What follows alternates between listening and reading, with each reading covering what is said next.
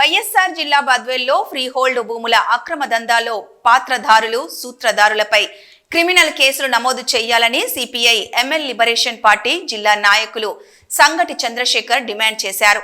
Badvel CPI ML liberation party కార్యాలయంలో జిల్లా నాయకులు చంద్రమోహన్ రాజు, జకరయ్య ఆధ్వర్యంలో ముఖ్య నేతలతో సమావేశం నిర్వహించారు.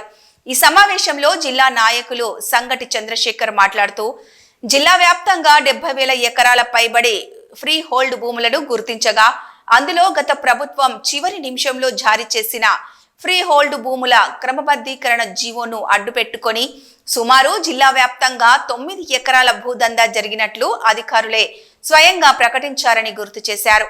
అందులో బద్వేల్ నియోజకవర్గంలో సుమారు 1000 ఎకరాల పైబడి ఫ్రీ హోల్డ్ భూముల అక్రమ దందా జరిగినట్లు మాకు సమాచారం ఉందని, ఈ విషయంపై రెవెన్యూ అధికారులు సమాచారం ఇవ్వడానికి వెనకాడుతున్నారంటే ఇందులో పాత్రధారుల సూత్రధారులపై పలు అనుమానాలు వారిపై అనుమానం వ్యక్తం చేస్తున్నామన్నారు. గతంలో ఈ రెవెన్యూ డివిజన్ పరిధిలో పనిచేసిన కొంతమంది అధికారులు ఆనాటి పాలక పార్టీ ప్రతినిధులకు దగ్గరుండి స్వయంగా వారే అసైన్మెంట్ భూములను, డీకేటీ భూములను ఎలా ప్రీ హోల్డ్ భూములుగా మార్చుకోవచ్చు అనే పలు సూచనలు, సలహాలు ఇచ్చి ఈ భూదందాలో కీలక పాత్ర పోషించారని వారు ఆరోపించారు. నూతన ప్రభుత్వం ఏర్పడిన తర్వాత ఫ్రీ హోల్డ్ భూముల రిజిస్ట్రేషన్లను నిలిపివేసి 6 నెలలు కావస్తున్నా నేటికి ఈ వ్యవహారంలో పాత్రధారులను సూత్రధారులను తేల్చడంలో ఎందుకు నిర్లక్ష్యం వహిస్తున్నారో సమాధానం చెప్పాలని వారు డిమాండ్ చేశారు.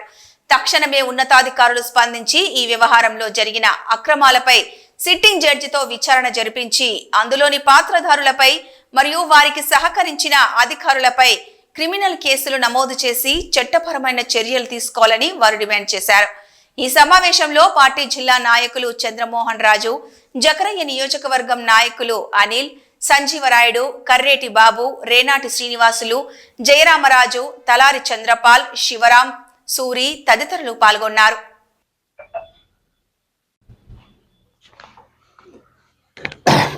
బద్వేల్ నియోజకవర్గంలోని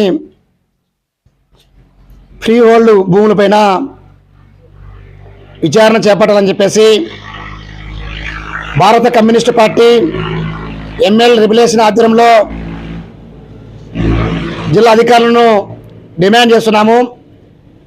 ఈరోజు కడప జిల్లాలో 136,000 ఎకరాల భూమి ఉంటే అందులో 76,275 ఎకరాలు ఫ్రీ హోల్డ్కు ఇచ్చారని చెప్పేసి సమాచారం ఉంది. అందులో ఇప్పటికే 9,000 పైబడి ఎకరాలు ఫ్రీ హోల్డ్ భూములకు క్లీన్ చిట్ ఇచ్చినట్టు సమాచారము. కాబట్టి ఏదైతే బద్వేల్ నియోజకవర్గంలో 1000 ఎకరాల పైబడి ఇప్పటికే 7 మండలాల్లో ఇటు కలసపాడు, గోపవరం, బద్వేలు, బీకోరు, కలసపాడు, కాసిరైన ఈ 7 మండలాల్లో 1000 ఎకరాల పైబడి ఫ్రీ హోల్డ్ భూములకు క్లీన్ చిట్ ఇచ్చినట్టు సమాచారం ఉంది. ఈరోజు అధికారులను ఏ మండలంలో ఎవరికి ఇచ్చారు, ఎక్కడిచ్చారు, సమాచారం ఏమని చెప్పేసి అడిగితే సమాచార చట్ట ప్రకారం అడగండి మేము ఇస్తామని చెప్పేసి అంటారు. అంటే మీరు అన్ని సమాచారాలు ఆ రకంగా ఇస్తున్నారా? ఇప్పటికే వివిధ రెవెన్యూ కార్యాలయాల్లో సమాచార చట్టం ప్రకారము 2005 యాక్ట్ ప్రకారము సమాచారం అడిగితే ఇంతవరకు సమాచారం ఉన్నటువంటి రెవెన్యూ అధికారులు ఉన్నారు.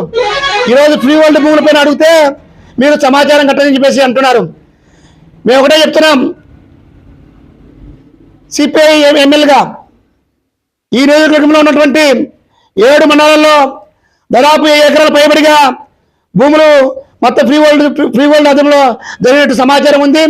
దానిపైన 7 మండలాలు ఉన్నటువంటి రెవెన్యూ అధికారులు, తహసీల్దారులు ఏ మండలంలో ఎవరికి కేటాయించారు, ఏ గ్రామంలో ఎవరికి ఇచ్చారు, వాళ్ళ పేర్లు ఏంటనేటువంటి రెవెన్యూ అధికారులే శేషపత్రం విడుదల చేయాలని చెప్పేసి డిమాండ్ చేస్తున్నాం. ఈరోజు ఇంకా 10-20 సంవత్సరాలు పోతే రాబోయేటువంటి రోజులలో ఈ నియోజకవర్గంలో దళితులకు, అదేవిధంగా గిరిజనులకు, బీసీలకు భూములు ఉన్నటువంటి పరిస్థితి కానరాదు. ఈరోజు డబ్బులు దగ్గరనే భూములు ఉంటాయని చెప్పేసి స్పష్టంగా ఈ ఫ్రీ హోల్డ్ ద్వారా అర్థమవుతుంది. కాబట్టి తక్షణమే నియోజకవర్గంలో ఉన్నటువంటి 7 మండల రెవెన్యూ అధికారులు రేపు నెల 5వ తేదీలోపు ఏ మండలంలో ఎవరికి ఇచ్చారో స్పష్టంగా శేషపత్రం విడుదల చేయాలి. విడుదల చేసి మీ నిజాయితీని మీరు నిరూపించుకోవాల్సిన అవసరం ఉంది. మేము ఒకటే చెప్తున్నాం, ఈరోజు గత ప్రభుత్వంలో మొత్తం విచ్చలవిడిగా భూ అక్రమాలు జరిగాయి.